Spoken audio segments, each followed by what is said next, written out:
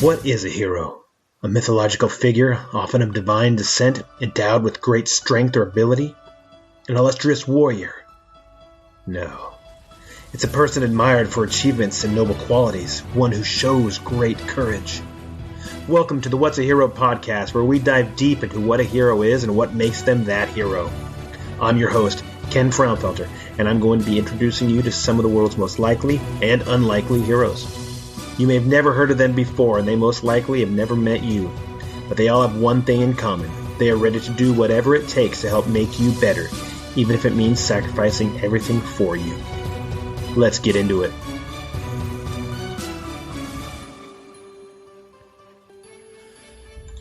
This is episode 56 of the What's a Hero podcast with me, Ken Fraunfelter. The Type A mentality that greatly served to propel you to your position of authority now causes problems in and out of that role. You've become irritable, overreactive, and have to hide most of your anger. You've tried to change it, but your personality and drive for getting things done keeps causing you to take over the therapy room. You need a strong leader to teach you and to change that. That is a little excerpt from a gentleman who I have had the great fortune to meet and get to know and talk with a little bit, who was a police officer at one point and said, you know what, there's a need for something more in life than just going out and arresting bad guys, because the people that are doing that job and not just police work, but general first responder world, the need for those folks to get help, to be able to just get the load off their shoulder, to get their problems off their chest. That need is so prevalent right now, especially with all the politics and everything else that goes on with life. That thought process that I just read is what a lot of people go through when they do go into therapy sessions, or when they do go through situations, especially if they are that A-type personality, that all these things that have built up to the point that they are now have now kind of overtaken them and overshadowed them to where they're not necessarily moving forward in a positive, progressive way, but they're moving forward in a way in which they're trudging along because that's what they're supposed to do. And they're doing a lot of, well, that's what I'm supposed to do because that's how I've always done it sort of mentality. And this person that I am talking about is so willing to help change that for the better. And so to get that person moving forward in a way that they are actually they're getting traction and they're moving forward, not just because it's what they're supposed to do, but they're doing it for other people. They're actually taking their passion and they're taking their reason for being on this planet forward and helping serve other people. And they're feeling fulfilled with life after they get into that position where they're able to get the stress off their shoulders and the pain, get all that information off their chest. So with that, I have a guest today who is that very gentleman. He is also known as the Angry Viking. However, he might look it, but he's one of the most open and communicative people I've met, and I have the honor of having on the podcast today, and that's Dr. Trevor Wilkins. Doctor, correct? You got it. Yep. Paid for it all. How you doing today? I'm good. It's always interesting to hear. We said before, I get the pleasure of doing podcasts and interviews, and I get to go out to agencies and talk about PTSD and trauma and stress and different venues. In fact, I'll be at Police Week soon, one of the things I get to serve, but the intros always sound cooler than I am. Yeah. They're all true. Those are the things that I do now, but I'll go to events and people will introduce me and I'll walk into the podium. I'm thinking like, man, I hope they don't clap just for the intro, because they may want their clap back later. If I don't do well. That or you're standing off to the side of the stage. You're like, where's this guy at? I want to meet this guy. That guy sounds cool. Yeah, exactly. No, I remember meeting you. We met in Las Vegas, and you were kind of just you were just mingling in the crowd. And I don't necessarily think you were a speaker at this conference that we were at, but you were there. And I think I met your wife, and she said, "Oh, I'm married to the Angry Viking over there." And I thought it was just like a joke thing. And I didn't realize that, in fact, that is a persona of you that you took with that idea, and you ran with it and made your practice based off of that whole idea. Because it's not touchy feely. That's everything people are talking about, but also the way that you deal with these issues is not touchy feely. It's an aggressive approach to getting to the bottom of the problem. Correct? Yeah, and I'm sure we're kind of getting into the history of how seeing those people didn't serve me well, Right. And I felt very lost in some of that. But it was actually academia that named me the Angry Viking Therapist, both from appearance. I know if this is audio, I've got a mohawk and sleeves of Viking tattoos and a beard. It's kind of my thing. But academia is a little different than policing, of course, Sure. and typically leaning an opposite direction most of the time. And so they always thought I was angry. So they actually came up with the name, the Angry Viking Therapist, which I've been fortunate to kind of keep and trademark and keep going. Yeah. But yeah, it has become part of the just not the persona, but how I get to carry myself in social media and some in the office. Right. And that's cool. I mean, so you're talking about history. So while we're here, why don't we go back and figure out who little Trevor was? Who was that little kid? What were you when you were little? Where'd you grow up? How'd you do it? How did were you always have this big long beard when you're 6? I mean, the whole deal. You would think so. Yeah, you would think so. I didn't even know I could grow one until I was in my 30s. But so little Trevor, I was born and raised in Texas, which, I don't live there now. I live in Kentucky now, which is home. It has been for 20 years. But I was born and raised in Texas. And then what I always call the greatest country in the country is Texas. So that'll always be kind of home for me. We moved around quite a bit. My dad was a pastor after being a businessman. So once he started seminary and kind of started that journey, we moved around quite a bit. When you're in a denomination, you have to, if you want a bigger church, you're going to have to move somewhere. It's not like the church planting days of today where you just kind of grow something. So, and that really wasn't him. He kind of wanted to grow academically and through the system. So we moved a lot. I graduated high school in Kansas, only spent about a year there, but I went to Texas Tech University straight out of high school, which is where I always wanted to go. That it's in Lubbock, Texas, which is where I grew up at. So that was always kind of my dream to go there. I went there and figured out that I like Texas girls and Lone Star beer more than I liked class. So my sophomore year, I failed out. So, I was getting close to 21, and I had been at 18. Well, actually at 16 and 17, I started riding with the local EMS crew. I lived in a small town in Kansas at that time. They had an Explorer program. I was new in town. I was kind of getting used to moving. So I wasn't the guy that amassed, I wasn't lonely or anything, but I didn't amass a lot of like really close friends because of those constant moves, right? Which probably kept me out of trouble the days now that I think about it. But yeah. I started around with the EMS crew through this Explorer program, and I'm sure I became kind of a thorn in their side because I would do it like every other Saturday, and they never complained. I tried to stay out of the way kind of guy. But what that led me to was taking my EMT classes when I was a senior in high school. It was a night class. I knew the guy that was teaching it. He was the director of EMS. So I actually, at one point, I'm sure it's been beaten now, but I was one of the youngest certified EMTs in Kansas because the national board of EMS was just starting that kind of licensing. And they sent me my certificate. I took the test when I was 17, and they sent me my EMT. Now I couldn't work in Kansas because they knew better. I wasn't 18 yet, but so I can't say I was an active EMT at 7. But anyway, I turned 18, got a part-time job there, did kind of the fire EMS thing. But when I was at college, and doing that, law enforcement seemed more fun to me. I did a ride along with local police, a buddy of mine, when I was still in EMS, and that was probably the downfall of EMS for me because I thought policing was cooler. So 18 to 21, I served as or 19 to 21, I served as a dispatcher from my local agency. And then at 21, I got a job close to my hometown, very small department. And eventually, that's where I met my now wife, then girlfriend.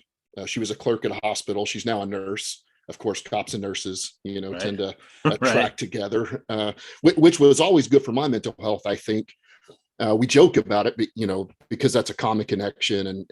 But we're both uniform type people. We both have dedication to job. We both understand the people that we deal with every day. Right. She would eventually go on to work for more than 15 years in a level 1 trauma center. So, she kind of got what I was dealing with as far as tragedy. So, Right. Now, did you small want town to, apartment. did you, when you were growing up, when you were in grade school and middle school and high school, did you have an idea what you wanted to do, or did you know, or were you kind of just figuring it out as you went, or what? Grade school through early high school, no. I think I don't remember having any specific idea. I knew I wanted something exciting. I had friends that were going to the military. That was an interest, but that kind of excitement, or whether at that age it's for the greater good, or public safety or military, it was really getting into that EMS role that taught me that I like public safety. That's what Right. I was interested in. That's what scratched that itch. So, through grade school, middle school, early high school, no, I was Yeah. just getting along. But late high school into college is kind of when I started to figure that out. That's what I was interested in. And did your dad, or I mean, basically your dad, as a pastor, he's serving people all the time. He's always going to, visiting with people or whatever in the hospital, or doing whatever pastors do, right? Because it's more than just preaching on Sundays. Sure. But that's the easy part. Yeah. Was there a I guess a planting of a seed to, you need to serve other people. You need to be giving back. It's not just go make $1 billion with your life. Was there ever anything like that? There probably was, but if there was, I wasn't clear on that. I picked it up by watching, Right. but not necessarily a teaching. It definitely wasn't a money drive, which most law enforcement officers know. It was never really that. Of course, I wanted to, provide for family or me or whatever was going to be later in life. But I probably saw service. What I really saw out of my parents was hard work. I think that's the seed that was planted. Was, my dad, I was 8 when he went to seminary. He'd already had a bachelor's degree in business. He went to seminary at Texas Christian University, TCU. And I remember there was no online classes back then, so I remember, and they're really, this is early 90s, late 80s. So, my dad was typewriting stuff. It was barely computer age. So, Right. or handwriting stuff. So I remember he'd be at class all day.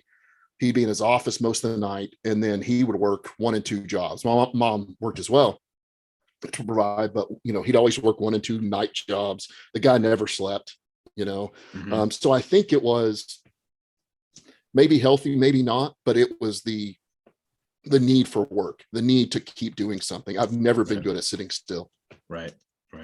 And so then you go through all that stuff. You start realizing, okay, police work is looking pretty cool. You go through your EMT time. Fire didn't necessarily light the fire. No pun intended. Yeah, literally. Right. I did some volunteer stuff, but looking back on it, now that I'm in a bigger city and I kind of see the activity of the fire department, I probably would have enjoyed it a little more. But at the time, we were small town. The fires I went to were grass fires in a field, middle of nowhere. So it just didn't scratch the itch. I think I was bored. I was bored with the downtime. I when I was training rookies through law enforcement, I tell them, like, of course we're going to pick on firemen because it's that's what we do. It's like 2 rival football teams, right? But we can do that because when it hits the fan, we're all going to be there together, doing the right thing. So of course we talk, but I always tell them, we have, as law enforcement, we have 10 or 12 hours of vigilance, that we have to be on. We have to make quick decisions. Thing about fire that I probably would have liked, and then I would tell these newer guys is, they've got more downtime that we like to pick on, but when they go to work, they go to work. Like they're guaranteed a fight when the tone goes off for a fight. Right. That's so true. Yeah. Where we might get into a fight. So I think had I been busier, like some of these bigger agencies I work around now, probably would have liked it more, but police just scratched that itch for me. Yeah, that's cool. So did you go to work for the same department you were dispatcher for?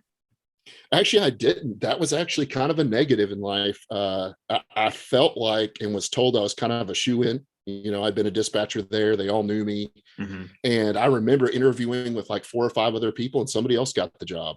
So, and it's a small department, I came from a Right. small town. It was a blow. I remember it being kind of frustrating looking back. You never know what's coming next. So Mm-hmm. whether it worked out for a reason or not, but I got a job at about a 15-man department about 30 miles away. Was kind of my first agency. Okay.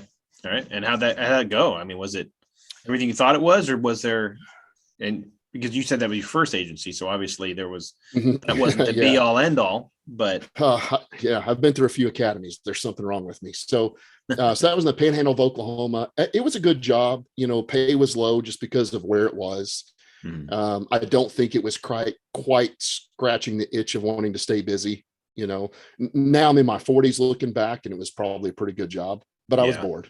I wanted to go. I wanted to do the stuff I saw on TV. When I watch cops. Yep. So it was good for me. I actually became a canine officer there very quickly, which for a lot of people, stays a dream for them or something they want to do.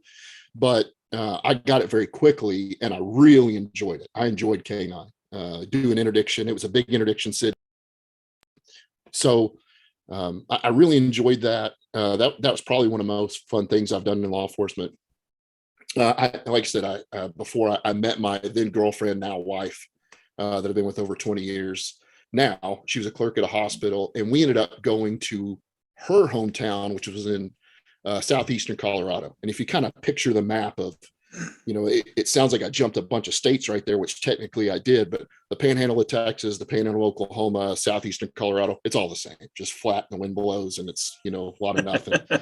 So I went to a sheriff's department. I served there for years, 11-man sheriff's department. I enjoyed it, but part of it was the pay was not good. Right. There wasn't a lot of future for my wife. I could have probably stayed and maybe climbed the ranks and enjoyed it. But at the time, I was 22, 23-ish, and we were driving around in nice cars. We wore dark blue jeans, kind of a uniform shirt. You drove around and waved at people. And I didn't like it. It wasn't busy enough for me. I wanted that. I was still feeling that itch. And like I said, it's where she grew up, so we were comfortable there, but I just didn't see it as a future place for family. There was no college around, no educational experiences, nothing that she could really grow into and do, which I wanted to see her do.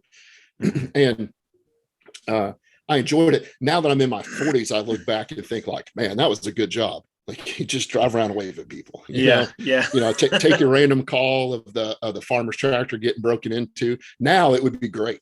But when you're 22 and you have dreams of what you see on cops. You got energy, you got the ability, you're able to, you can take a fall, you can take a hit, you can do all this different stuff. And then next day you're fine. You wake up, no problem.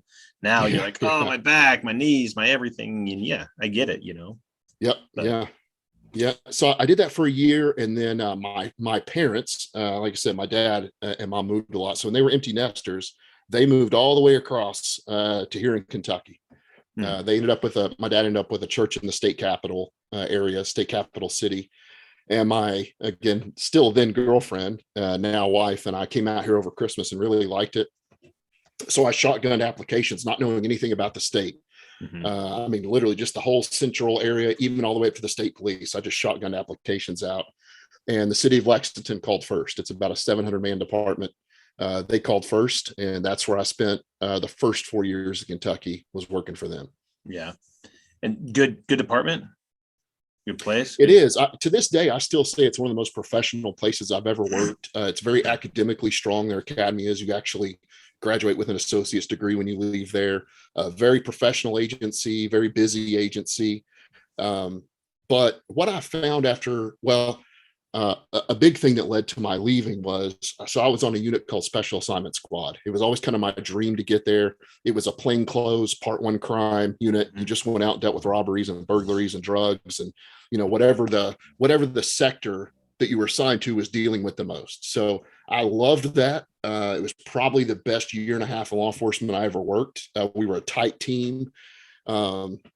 That was back in the day. I don't know if you remember that when The Shield was out, the TV show The Oh, Shield, and yeah, yeah. we were by no means dirty like that, but we felt we were a team, a plainclothes team that went out and took care of crime. So That's I really cool. love that. The agency, just in that continued community policing model, actually kind of got rid of that unit and went to something different. Hmm. And I went back to patrol. And when I got back to patrol, I was still enjoying it some. But what I realized I started to miss was like interdiction, work in the interstate, work in the open areas. I was really starting to miss that. Mm. So that led me to an agency called Kentucky Vehicle Enforcement. KVE started out and was mostly um, transportation. So it was commercial vehicles, traffic related. They had a special ops unit, which is where I wanted to go, that did nothing but interdiction, highway interdiction, which has Hmm. always been my love of law enforcement. I loved talking to people and finding out their story and Yeah. getting them caught in that lie. So I really enjoyed that. Eventually, vehicle enforcement merged with the state police. So it's a little different in the southeast. A lot of states, especially out west, have highway patrol, and that's kind of what Right. they stick to. Sure.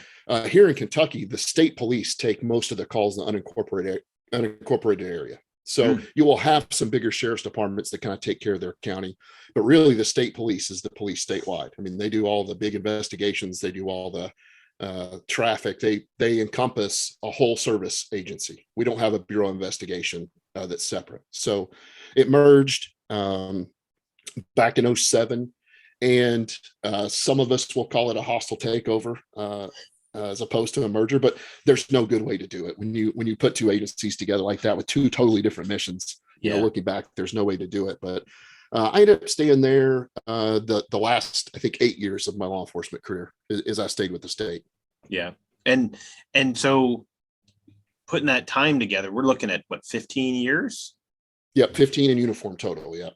And so what caused you to say, okay, because normally, a career is 20, 25, 30 years, Mm-hmm. whatever. What caused you to say, okay, I'm going to cut that down to 15? Well, I had some help with that. So that kind of gets into how I ended up in this profession that I had no idea had interest in or we would be good at. If 15 years ago or 10 years into that career, you'd have told me that I would be working in mental health, I'd have probably laughed at you. My dream was to like make captain and ride off in the sunset one day, 20, 25 years. Mm-hmm. That's all I ever wanted to do. Well, about 7 years into the career, I responded to a fatal collision, which we were the state. We've been to thousands of them. It's just part of what you have to deal with when you work a high speed road like that. And those never bother me. You go to them and sometimes you feel bad for the victim or the family or, whatever happens, but they never bothered me. They were just part of the job. Well, I was coming home from court one day, which of course, as law enforcement knows, that's when stuff happens, is on your day off coming home from court. Right. And I'm coming home. I had a little bit of a drive because I worked a big area and the interstate was stopped. So I called into post, which was our dispatch center, said, hey, the traffic shut down. Do you have anything up here? And they said, yep, we've got an injury accident just ahead of you. Nobody's there yet. So I got around everybody, got there, beat the fire department by about 10 minutes, which will become part of the story. And I get there and it was like a Lincoln or a Cadillac, I can't remember which, versus a dump truck, a fully loaded dump truck. So you can already see who's going to win that battle. Right. Well, this lady had sideswiped this dump truck in a construction area. It had turned her car to the right. She went through a guardrail, which I didn't know was possible, but went through the guardrail. And it's kind of hilly to mountainous is our area. It depends on where you go. So she ends up going down about, I always estimate 100, 150 yards, 45-degree angle hill. At the bottom of it, hits headfirst into a tree. And when she hits the tree, two things happen. One is she becomes completely entrapped in the vehicle. Not just the door, but the actual dash coming onto her. We didn't know that till later. And the second thing that happened was the car immediately burst into flames. So myself and about 3 truck drivers who to this day I still wish I could meet. I have no idea who they are. We all went down that muddy hill and tried to get her out. Well, she was trapped. So come to find out later, a crane wouldn't have gotten her out. But it was us, no fire department, no water, just 4 guys trying to get this lady out.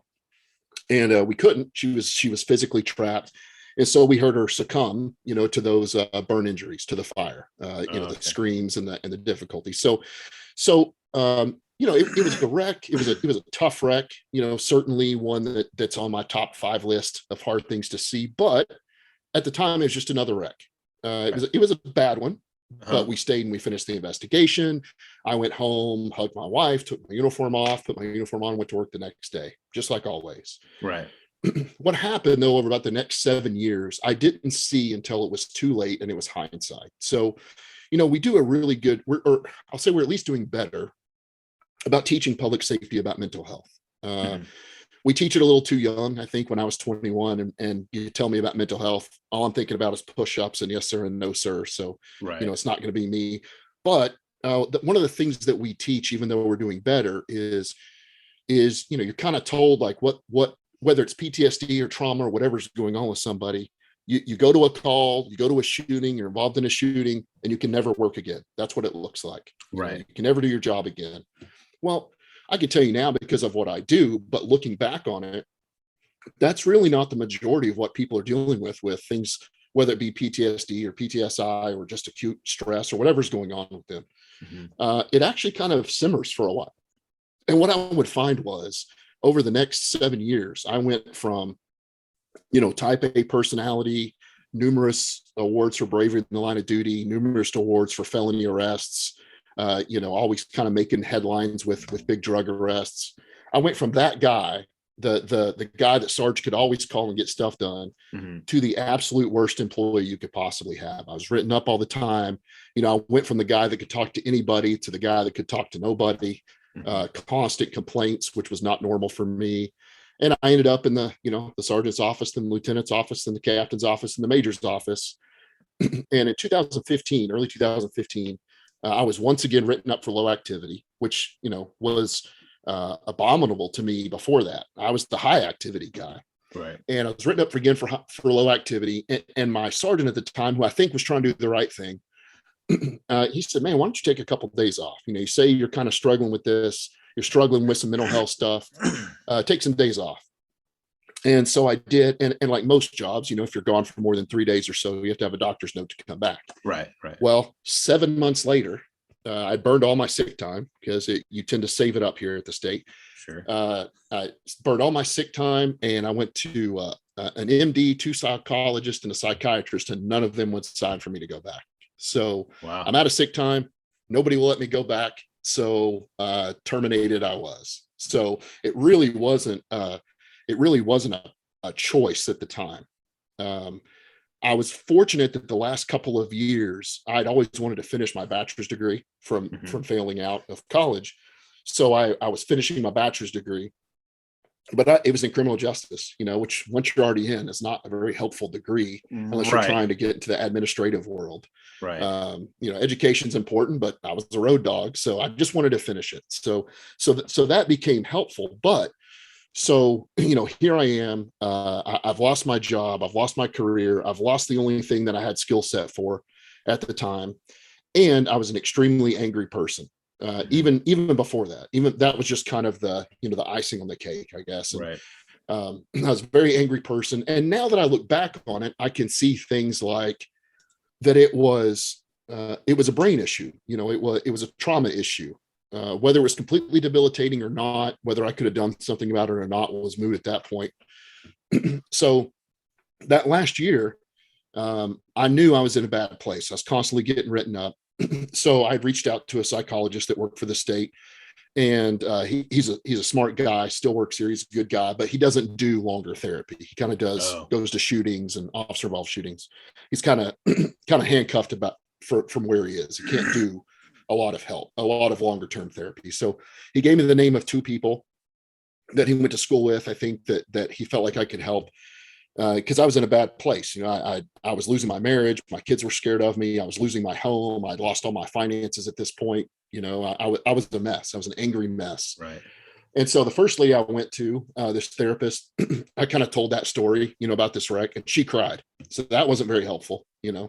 It's okay to have empathy with your clients, but, I became the caretaker at that point. Sure. And then I went to a gentleman that he recommended, and good guy, smart guy, just didn't really deal with trauma.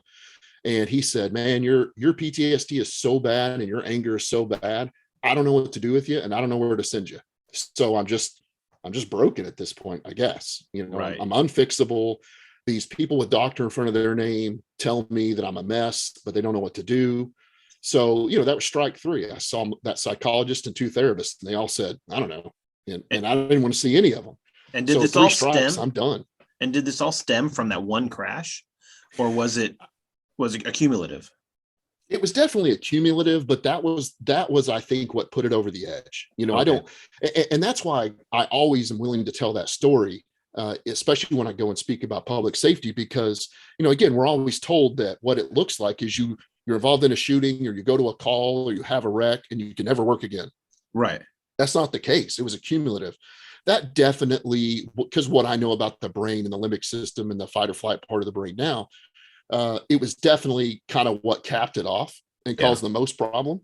But it was probably accumulative. And what I found was, looking back over those years, I could see those 7 years of, it wasn't just angry at the whole world. I thought it was. I just hated everybody and my supervisors and the people that wouldn't help me and the people on the, it became very us against them. But that happens to a lot of people. What I saw once I kind of understood the trauma of the brain part was that every violation of traffic, every reckless driver, every speeder, which before was, okay, we're going to take care of this, ride ticket, take somebody to jail, do what we do. It suddenly became life or death again. My brain said, man, if we don't stop these people from reckless driving, you're going to have to go through that again. You're going to have to watch a lady burn up again. Yeah. It doesn't technically make sense when you look at the chronology of a policing career. That's kind of a one-time thing. But my brain was saying, oh crap, here we go again. And so the slightest thing would put me over the edge. And I wasn't, we're always kind of told that what PTSD and trauma injury look like is, you're depressed, you're anxious, you can't leave your house. I went to work every day. I was just angry as hell. Yeah. I was angry at everything. Did your wife notice it at home? Did you act different at home? And you say your kids were afraid of you. Yeah. Oh, absolutely. I became very temperamental. I am proud to say I've never laid a hand on my wife or kids, but I've put my hand through some walls. I've kicked some chairs across the room. Which all of us have made a mistake once or twice of doing that, Sure. and we feel like an idiot. I didn't feel like an idiot. I was just angrier afterwards. Did she say what is going on? Was she asking questions? Was she saying, what are you doing? And was she looking at options like, okay, we need to find some help for you, whether it's this direction or that direction or whatever? It was definitely causing some problems in our marriage. Yeah. I can say today we have very, very strong marriage, best we've ever been. My kids are awesome, but there's some years in there I call the dark years, and it was especially that last year of law enforcement, and then the years where I had lost the career. I was really a shell of myself. So that definitely caused problems within our marriage. My wife is an extremely strong person. I say to this day, I have no idea why she stuck around. I'm glad she did, because it turned out pretty cool. That's good. She's better than me, but she stuck around. She absolutely knew that we were in bad shape. That I was in bad shape, which would put her in bad shape, which would put the kids in bad shape. So right.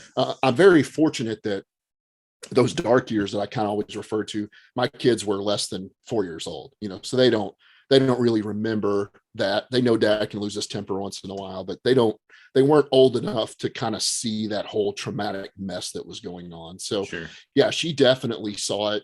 I don't think she knew how to get help either, because I had, like I said, I had reached out 3 times and struck out. And so I was done getting help. Yeah. I guess it was just everybody else was the problem.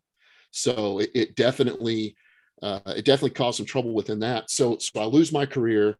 And like I said, I would just finish my bachelor's degree, which would end up helping me because that's the only college education I had. And I decided, well, I'm sitting on the webpage of my alma mater, and here's a master's degree in professional counseling. And I had no idea what that meant, but it talked about trauma, that there was a trauma specialty part to it. And I thought, well, I guess I'll do this. I'll go work somewhere and I'll do this and try to figure out what the heck is going on with me, and I'll just, we cops were kind of type A, get it done personalities. And that was my mentality at the time, was I'm going to go figure out what's wrong with me and try to fix this. You go do it yourself. Turned out to be a pretty cool job later. Yeah, because I couldn't find anybody that could understand me that supposedly worked in the mental health world. Right. Now that I've been doing it for a while, I've seen some people that are really good at it, but you don't know where to look. Sure. Yeah. You certainly don't want anything getting back to your department. So I mean, it's just like fixing a car. I would think, if mm-hmm. you're a mechanic, who, if you can't figure it out, who you're going to ask to go figure it out. Absolutely. But if you're just a regular Joe Schmo, you know how to press the gas pedal and put it in drive and do whatever. You're going to go to anybody that says Joe's Garage and say, hey, I need this fixed. I don't know what's going on. Yeah, I'll fix it for you. All of a sudden you're driving down the road after 2 weeks and it's breaking down again. You don't know who necessarily to go to. But once you get into it, you have an idea of, okay, I know who's way good and I know who's way bad and I know who's better than me and blah, blah, blah. Yeah. And one of the things I get to do now, and I know this really isn't in order, but one of the things I get to do now is I get to travel and do a lot of speaking at public safety agencies, at different conferences about this. I'll teach in-service for different agencies about mental health. I've been able to teach large agencies to their command staff. So it's been really good. But, one of the things that I continually see with that is, I get to go and teach other therapists too, because we are different. Right. Trauma is trauma. I always say the trauma is what it does to the brain. So trauma is trauma, but we have a couple of things that are different about us. And when I say us, I mean public safety, military, type A, especially public safety, military, that you take a little different kind of care. But so always at the end of giving one of these talks to therapists that are interested in working with public safety and military, they'll ask, well, I don't have any experience. Can I be a good therapist with this? Right. Absolutely. Absolutely. Now, I do get some cool things, because I did serve for 18 years, 15 in law enforcement, 18 total. I do get some cool things. I call it borrowed credit. When an officer comes in and says, man, I went to a really bad wreck the other day. I don't know your wreck, but I know wrecks, and I don't know your shooting, but I know shootings, and I don't know your supervisor, but I know supervisors, so I get what's called borrowed credit. So it definitely helps. I still speak the language, I still speak cop. Right. But you don't have to have public safety experience to be really good at working with people that do. What I always tell them is just don't pretend that you do understand, understand trauma, understand the brain. Just don't pretend that you understand what they're going through. And I wouldn't do that with any client anyway, but that's definitely something you want to watch out for with us, because we'll shut you down. So you go through this course for counselor, for master's degree counselor, and you say, hey, this is, and was it everything you thought? Was it like, oh, okay, I'm kind of getting a little over my head, I guess I'm going to have to really dig in my heels? Or were you at the point where what you're doing, and this is cool, I'm very interested in this, I'm developing a passion for this, and I think I've made a good decision? I mean, was it one or the other, or somewhere in the middle? It was one or the other, but it probably wasn't the good one. And what I mean by that is I learned a lot. I did learn a lot. I learned about talking to people. I learned about trauma. I learned about mental health. but that master's degree with the PhD helped later with kind of getting more specific about trauma. But the master's degree, it was more like the police academy. When you got out of the academy, I knew sort of how to be the police. I knew how to talk to people. I was in good shape. I had a basic of understanding of the job, but I didn't know how to be the police. You learn that when you get out there. It can't be taught all the way. So that's what the education did for me. The education gave me the background, but like most careers, mental health is no different than public safety in that you have to go out there and still find your niche. You still need to become trained and certified in areas and gain experience in areas that are going to make you really good at what you do. There are probably some subjects that I don't know a lot about when it comes to mental health, but my area, I put everything into it. I went to every training, every class, every school, and then got experience about it.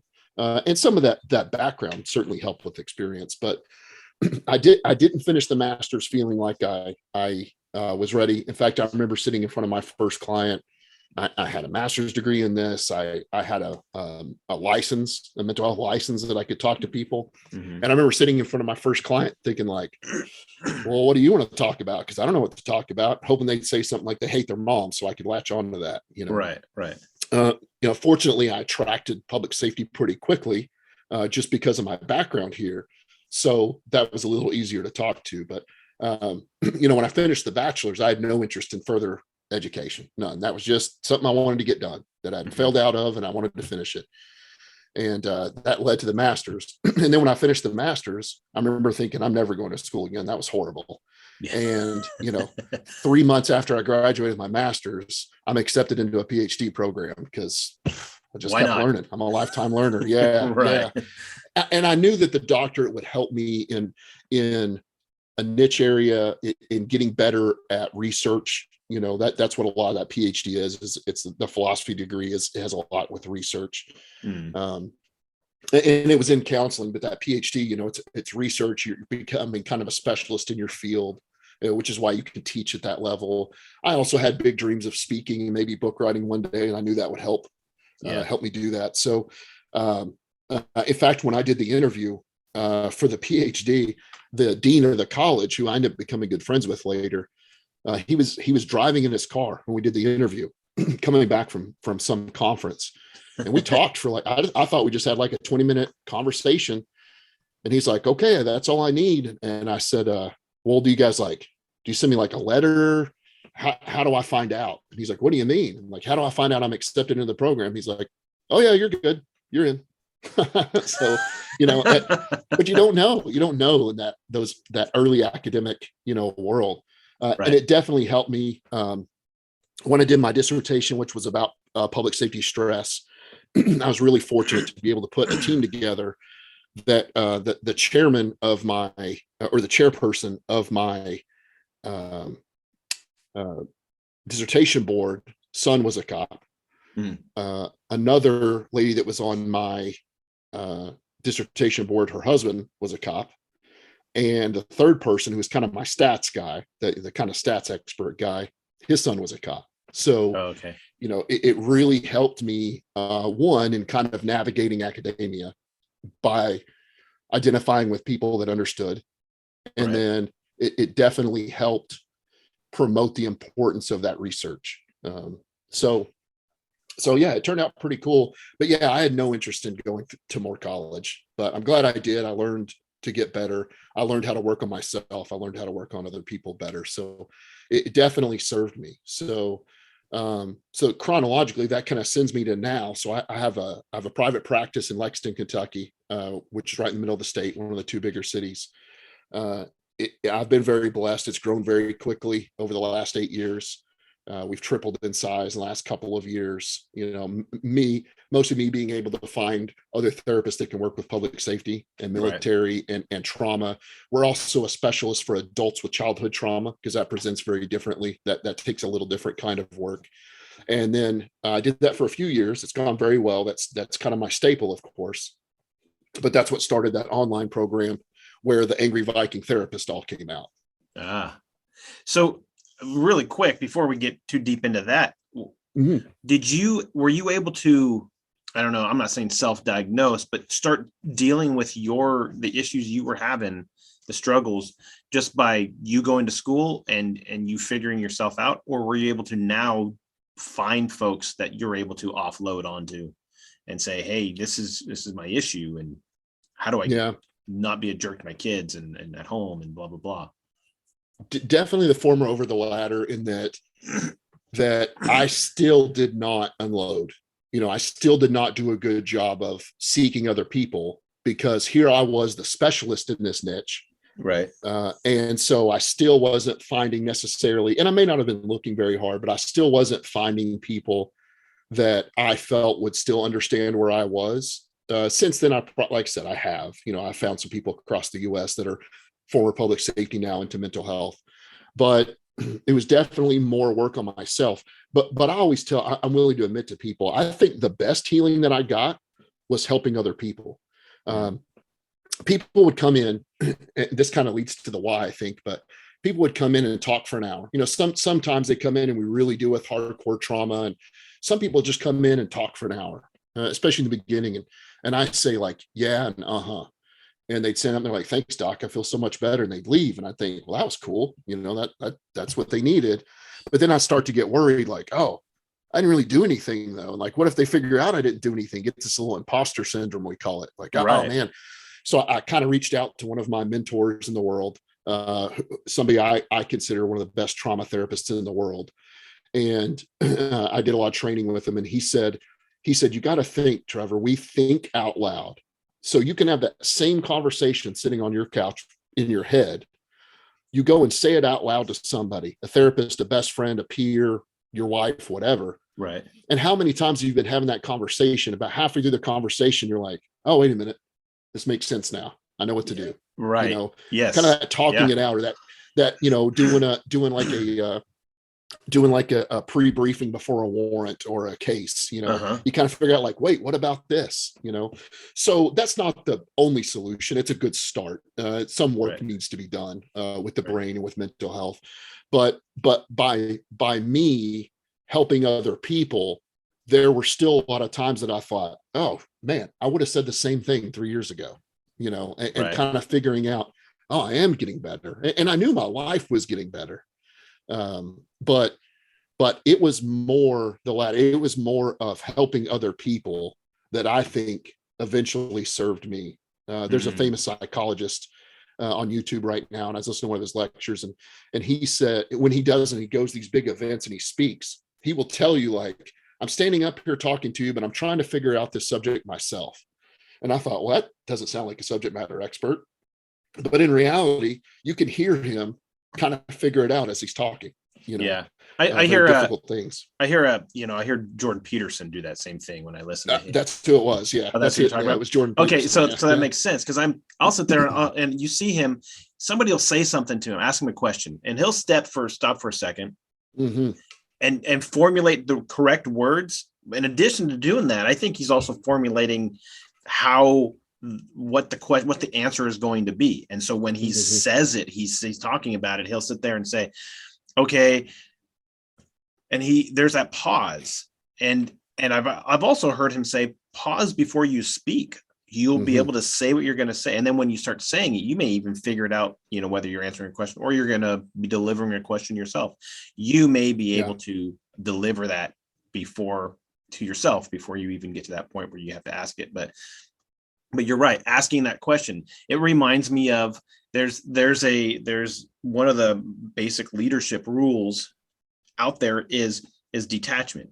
You got to detach. And so if you're going to be able to lead men, or you're going to be able to do anything, you need to be able to detach. And if you step back and you look around and you make that call to say, okay, here's what I got to do. This is what needs to happen. Okay. We're going to go left. We're going to go right. We're going to go do whatever. That's what it seems like to me. And I like to look at things as putting things in a physical. You said, okay, you say that out loud. You might say it in your head a bunch, but then when you say it out loud, boom, that's when you get it. Well, you're taking the thought, you're taking the words, and you're putting them out in front of you, and you're stepping back from them. And now you're able to see it a little bit better because you're getting a bigger picture. And I think that's how I visualized what you had just said.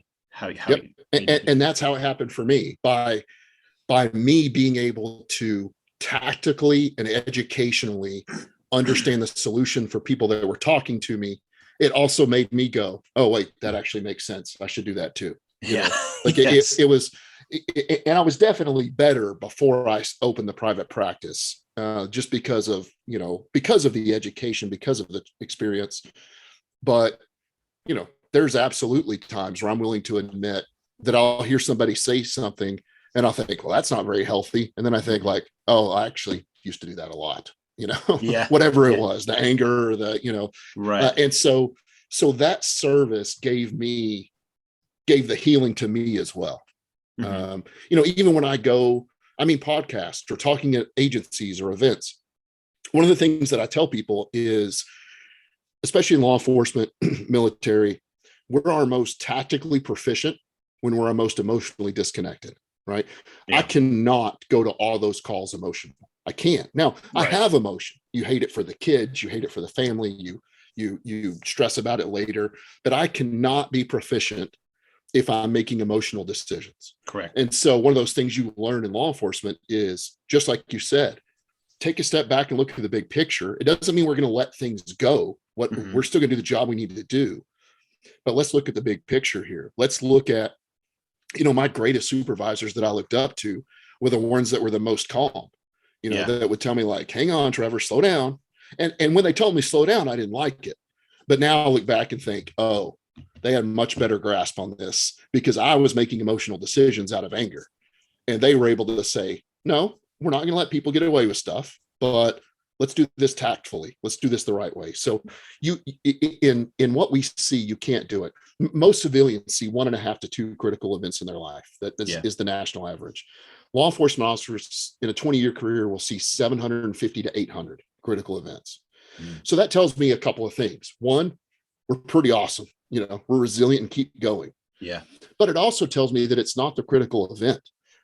Seeing a lady burn up in a car was terrible. I can still hear it. It doesn't cause me a lot of pain now because of the stuff that I've done and been through, and the experiences that I've had in this and the way that I treat people and have healed myself. But I can still hear it. So it's not the critical event, because if it were the critical event that was the problem, you'd have quit on day 2. Your body couldn't take it. Your body would have said, no, we're done with this. Right. So it's the interpretation of the event. And I'm careful with that heading only because I don't think that means you just think your way out of it, or you just pretend to be happy or think it's no big deal and it'll be no big deal. But it is my filter, which was formed over those 15 years of law enforcement, that were causing me the problem. My filter was broken. You know? And I don't want the filter to be fake happy-go-lucky or the world's great, nobody hurts anybody. No. We see some bad stuff. But if it were the event, we'd have lost it on day 2. It's not the event. The event is impactful. It's my filter of what that meant. It's getting emotionally involved. It's getting myself involved in the trauma. It's not being able to look at the big picture. It's, what did this actually mean? And I think that's really easy to see when you look at critical events. You can go to, we had I think this is generic enough. We had a double child homicide here last week in this area. So I don't care who you are. That's tough. Sure. That's a tough one. You know, that's a lot different than, heaven forbid the 20th time you've rolled on somebody for a heroin OD. Like, of course we're still going to do what we need to do, but man, you start involving kids and innocent people and stuff like that, it gets really tough. But so nothing is going to make that good. And trying to say that I'm going to be fake happy about that, or I'm going to, just think more positive. That's what you get in a lot of therapy sessions from people. And that doesn't work for me. That's a horrible thing. But they also had to go to that tactically proficient and not emotionally involved. Correct. It can get you in trouble. You have to be careful with that. But that's legitimately the problem. Yeah. I years ago, I had taken somebody to the hospital for a mental hold, and I was leaving the hospital, and I'm driving. I'm in the parking lot. I'm finishing up on my computer. I'm getting ready to leave. Call comes out that there's shots fired, and I'm like, oh crap, got to get there, right? And everybody else was close enough to it. They were able to get there. They get there. It turns out that some guy had a rifle downstairs. They were doing a drug deal, and he had a rifle in his hand, and he used it like a crutch to stand up. Rounds go off. They go up through the roof, through the ceiling, and upstairs was a little girl playing with her dolls, and she got hit by one of the rounds. Oof. And so there was another adult up there kind of watching her, and she got one round went through her, ripped her shoulder apart. Well, they get ambulance there. They transport them to the hospital. And my supervisor comes over the radio, says, stay at the hospital. You're going to meet them there. Okay, cool. No problem. So I stay at the hospital. They come in, they bring them in, and the whole thing's going on. The ER is just bustling now. I mean, before it was just, everybody's kind of just, hey, how you doing? Either ignoring or not ignoring, or, everything was just normal. Now it's just bustling, especially this one ER room was just the people everywhere. And I'm standing back out in the hallway, out in the doorway, watching the whole thing happen. And the doctor is working, nurses are running around. And I saw they've got on the monitor, they got the beep, beep, beep. Mm-hmm. And all of a sudden it just goes, beep. And I watched this little girl die, and it was brutal.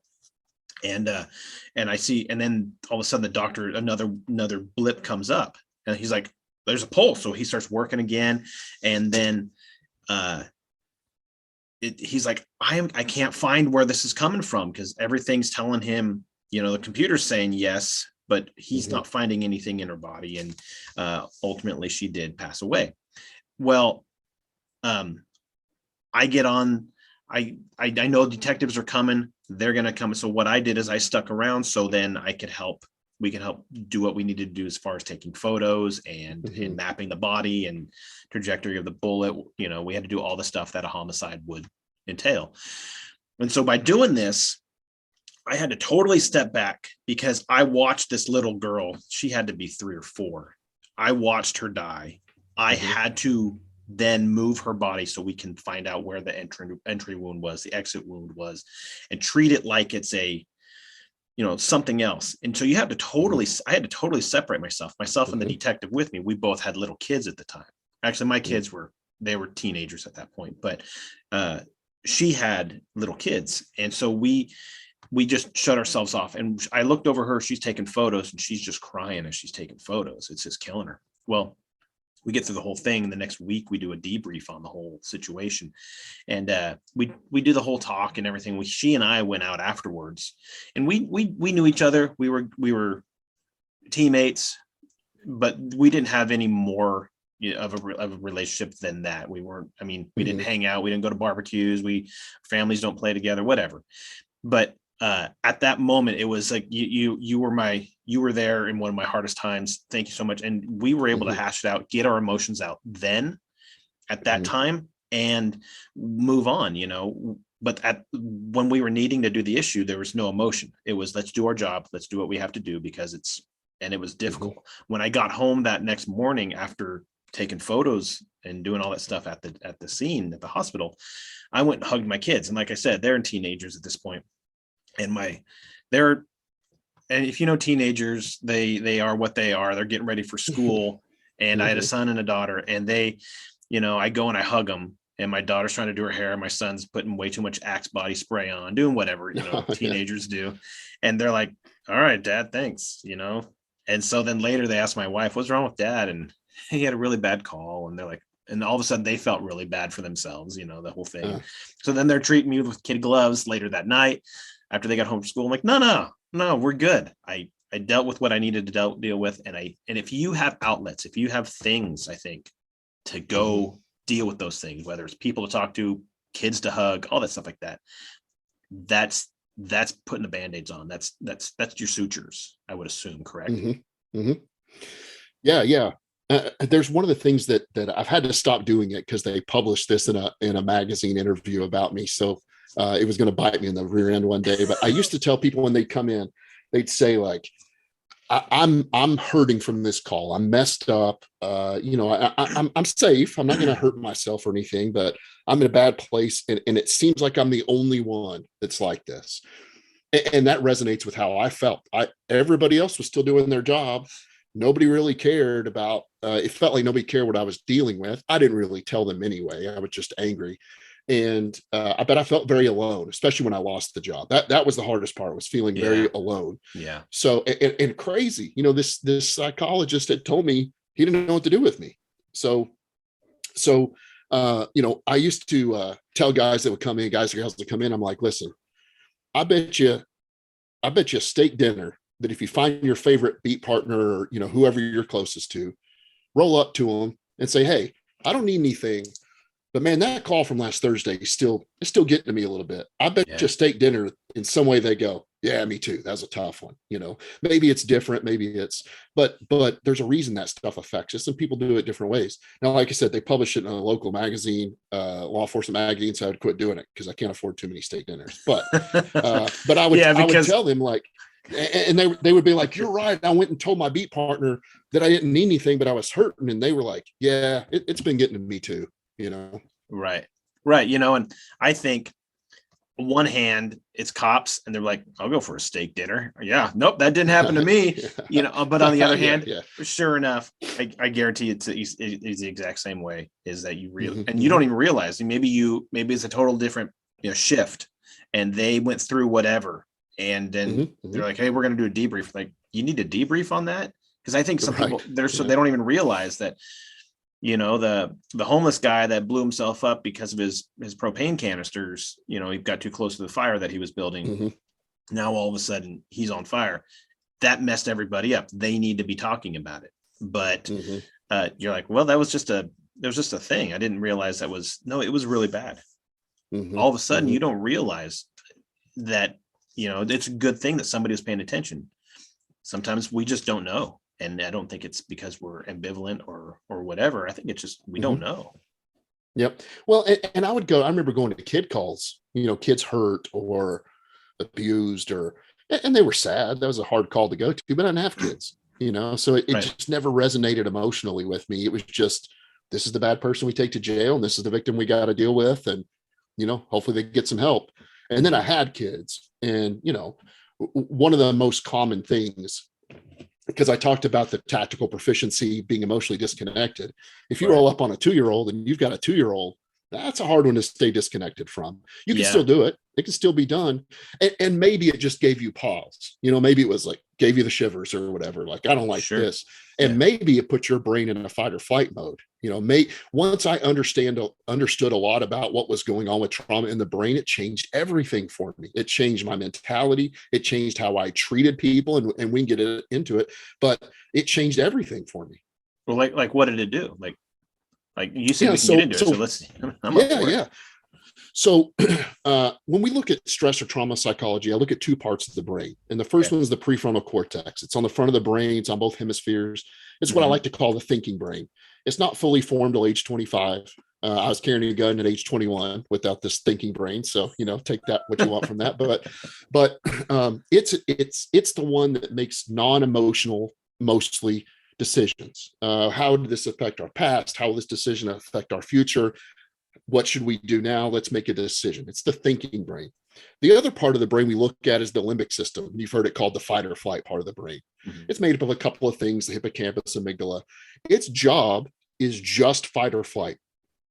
Clearly, we need that. If we're driving down the roadway and somebody crams their brakes, the thinking brain, this prefrontal cortex, is thinking, oh, look, the brake lights are on, the distance is closing. We should evaluate some options here. We're in trouble, right?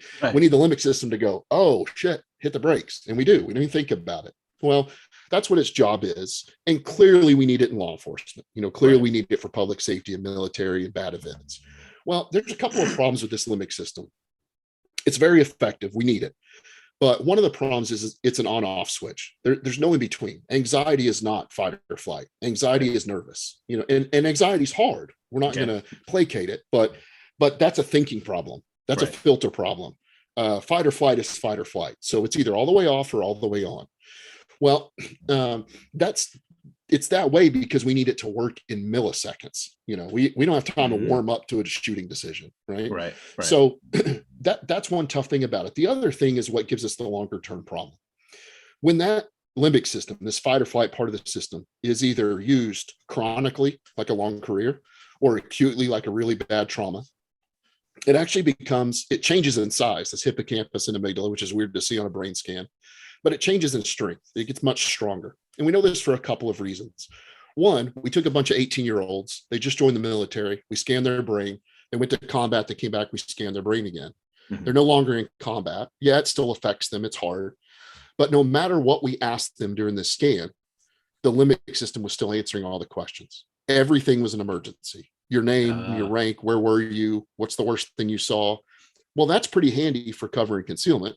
Not so handy for, hey, where do you want to go to dinner tonight? Everything's an emergency. Everything's sensitive. Everything's serious. That's where I was, that anger over every little traffic violation, over every little disrespect. Everything was emergency. The other reason we know this is the physical things that happen when this limbic system gets stronger. The limbic system, that fight or flight part of the brain, has a specific job when it recognizes emergencies. It speeds up our heart to get more blood. We breathe faster to get more oxygen. It heats up our body so our tendons and ligaments won't tear going from a cruiser to the bed to a call. It gives us a dump of adrenaline so we're stronger. You've heard stories of people lifting cars off of people and, us fighting. It shuts off the digestive system because it turns out it's not so handy to use the bathroom in a fight. And it hones in your senses or tunnel vision. That's its job. The limbic system says, uh-oh, let's go. It does those things. You need it. Well, what does a panic attack, an anxiety attack, or I submit to you an anger attack look like? Heart racing, breathing fast, stomachs hurt, sweating for no reason, shaking from adrenaline, and senses are messed up, right?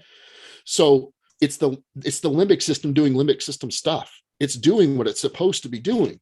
It's just doing it at the wrong time because our filter's messed up, right? We need those things in a real emergency. Very few people have to go through that. We see it all the time. And eventually you'll start having those. Waking up from a nightmare, that's what it feels like. Having a flashback, that's what it feels like.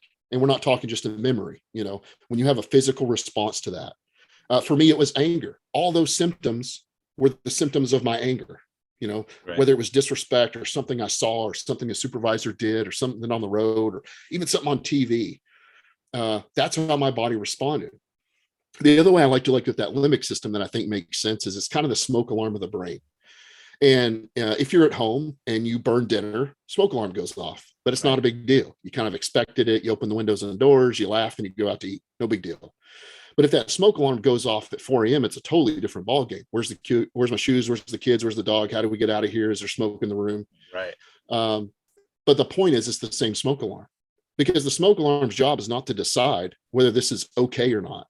I don't want it to determine whether this is chicken or drywall that's burning. Right. I just want it to say, hey, there's smoke over here. We got a problem. Somebody should figure this out. Right. And I don't want it to make its decision, because I want it to tell me that there's an emergency quickly. Just tell me there's an emergency. I'll figure it out. Well, that's what the limbic system's doing. Now, if you go home and you burn dinner, you can pull your chair over to the smoke alarm. You get up to it and say, listen, I appreciate all you do for our family, but I don't need you to go off. We just burned dinner. It still goes off. Why? Because this isn't a thinking problem. This is a perception. The smoke alarm sees smoke and it tells you, oh no, there's smoke. That's it. All right. So you can't talk yourself out of it. You can't talk yourself not to do it. There's definitely ways to kind of deal with the reactions, but you can't just tell yourself, well, I'm not going to overreact to this one. It's still smoke. You still see smoke. It's doing it. So what I want people to see, and I tell this to people when they first come into my office, you're not crazy or stupid or messed up or broken like I thought I was. You got a limbic system problem. Big deal. That's a fixable problem. I see it on my couch every day. We fix it online every day. It's a fixable problem. It takes some work. There's no magic to it, but this is just a limbic system problem. This overreaction and this anger and this anxiety and this depression and this stress and this guilt. It's just the limbic system doing limbic system stuff, So we're not crazy or dumb or messed up. And almost immediately, it doesn't fix the problem per se, but you'll see a little weight come off their shoulders when they learn this. Like, oh, that makes so much sense. Why didn't anybody ever explain it that way? Yeah. I don't know. I had to put all that together. Yeah. I didn't figure out all the brain science myself, but I definitely had to put it all together through all these years, because I speak cop and I need it in cop terms. And I need you to tell me what it's doing, and then we'll fix it. Right. Yeah. So we're not broken. We just have a limbic system problem. It's that idea of, once you know something, okay, whether you know how to fix it or not, or whether you have the ability, if you know it, it's now tolerable. You know how to deal with, okay, well, I just need to know what my next step is. And if you hit a wall and you don't know what your next step is, you start panicking, you start worrying or whatever. But once you say, okay, no, the wall's not here, the wall's way down there, we can actually go further because we know how to traverse this area. Oh, okay, perfect. Then let's go. And so I think it takes, like you said, weight off. But it's that's what fear is too. It's that little kid, and I mentioned this with Tim Larkin last week, is that a little kid who's worried about the monster under his bed or in his closet. He doesn't know, but once mom and dad comes and turns the light on, look, there's no monster in there. It's just your coat. Oh, okay. He sleeps great because he knows now. There's a knowledge that takes away fear, that takes away, whatever the thing is that's causing you to have this issue. And that's I guess, once again, how I look at things. I look at what's the real side of that. Yeah. And I think it's huge. And the problem with the mental health world is I teach mental health people that, and in no way is it cockiness. I don't think I'm the greatest therapist ever. This is just my niche. There are plenty of things I don't know, but nobody says it like that. Nobody's teaching our people that this is what's going on with you. We're telling you to take 5 deep breaths and it's going to be okay, and pat you on the back. And maybe some people need that, but I'm dealing with people that are dealing with hardcore trauma. Yeah. So yes, there's things we need to do. Yes, you're going to have to take initiative. Yes, I'll guide you through it. But there's a fix for this, just like there is for everything else. And I consistently hear, man, nobody's ever put it that way before. And of course, I'm proud of that because I put that together and it speaks to me. And that's how I knew to fix myself and help others. But it also blows my mind that people aren't saying this. I've said that I've done this stuff for so long now that people say, like, man, I never heard it put that way before. And honestly, my brain after a speech goes, seriously, you didn't know that already? Because I didn't know it. I just forget. This is what I do every day. Right. And like you said, you see that weight come off sometimes of, well, I don't have it figured out, but now it makes sense. I kind of akin it to like searching a building. You go to an alarm call and the door's kicked in. Pretty good chance somebody's in there. Maybe they're gone, maybe not. Right. Well, every cell in your body is saying, don't go in there. This is dangerous. You don't know where they could be hiding. There could be multiple of them. There could be weapons, but we go anyway. One, because it's our job. It's what we do. We're willing to go into that danger. But two, we're able to do it because I've done everything up until that moment to prepare for it. And then I'll cross the rest of the bridge when I get there. Right. I'm going in that building knowing this is bad, but I have some good tactics. I've done this before. I've been successful at this before. It makes sense to me what we're doing. Right. It's not the chaos. So I can go do that. That fiery wreck was chaos because I didn't know what to do. And the only thing I could think to do, I couldn't do. So it became this one, of course, difficult to see, difficult to deal with. But here's the other thing I learned about the brain and trauma that really put a lot of things into perspective. I talked about that 750 to 800 critical events law enforcement officers see. What makes them different? What's the perception? Well, we're not talking about being happy or sad perception. What makes one of those 750 or 800 stick, and you'll see the weight come off of people when they figure this out too, it's the ones that left us feeling helpless, hopeless, or not good enough, and usually all three. Right? Yeah. Because how can you see something, even if it's not your fault? Take that fiery wreck. I know technically, logistically, we weren't getting her out, period. It's a bad situation. We weren't getting her out. Yeah. This is before I started bodybuilding. Why is one of the reasons I started bodybuilding? Because in my brain, I wasn't strong enough. In my brain, I was helpless and hopeless and not good enough. I know for a fact I could have been the Hulk himself and not got her out. Wasn't going to happen. Right. But my brain said helpless, hopeless, not good enough. So everything that ever re-triggered that memory, whether it had been the flashback location, somebody being disrespectful, a fire, reckless driving, whatever, I went back to helpless, hopeless, not good enough. And I became angry, which was my outlet, because anger is a weak man's attempt at strength. Right now, there are times in the job where anger serves us, right? Like we have to step up, and whether it's really anger or whether it's just adrenaline or whatever, I got to put on that face and go. Right. But my anger was covering my helpless, hopeless, not good enough. And I would never use those words in law enforcement. No way. You tell me those words, I'd have swung at you. I'm not weak. I'm strong. Yeah. But I'd go home and feel helpless, hopeless, and not good enough, which is what was taken out in anger. And the kind of last piece that I figured to this was when you start a business and start a website, they tell you to kind of, put stuff on there that's happy. Dads running through sunflower fields with their kids and playing Uno. And I get it. It's a sales thing. You want people to go, man, that's the life I want right there. So I'm going to talk to this guy. Right. Well, that doesn't talk to me. It just doesn't. Right. What's on my website is a painting I found that I purchased, and it's a guy with his head in his hands. And I'm like, that dude I know. That was me 10 minutes after losing my shit. That was me sitting in my cruiser, sweating for no reason. I've broke my printer again because I've lost my cool. And now I'm sitting in my cruiser thinking, dude, I'm messed up. I need help. Yeah. And unfortunately I couldn't find it. Like you said, turned into kind of a cool story later. I get to do this for a living now, but there were some dark years. So how do you, if you're talking about working out, the limbing system or your whatever portions of your brain that need to be worked on, how do you strengthen those? how do you, I mean, just through talking about it, and or are there certain, I mean, obviously there's exercise. I have no idea. How would one go and change your brain? Yeah, so there's two ways that I look at this that I formed over the years. One is a therapy theory called EMDR. It's eye movement desensitization reprocessing. It's gained a lot of notoriety. It's actually been around for about 40 years, but it has to do with how the brain processes things. So go back to that brain we were talking about. The left side of the brain is the logic side of the brain. And the way I describe that is 2 + 2 is 4, whether you like it or not. It's just sitting over there on a shelf. Doesn't matter if you love math, hate math, despise math. You didn't think about how to change a flat tire on the way here today. It's just stuff that's sitting over there on a shelf that you need. Right. The right side of the brain is the chaos side of the brain.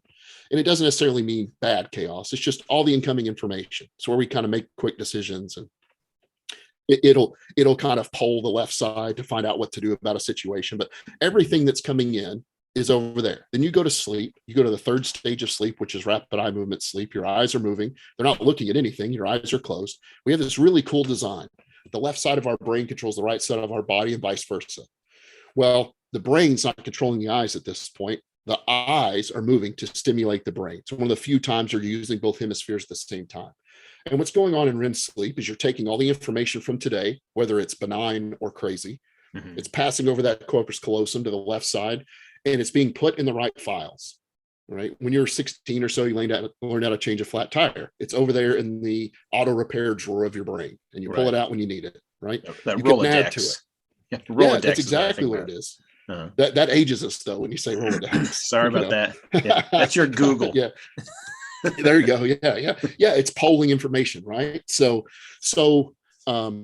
But I understand where to put math. Where do you put a shot kid? But what box does that go in? Yeah. Now, eventually there is one, but it takes a little work. There's no square peg for that.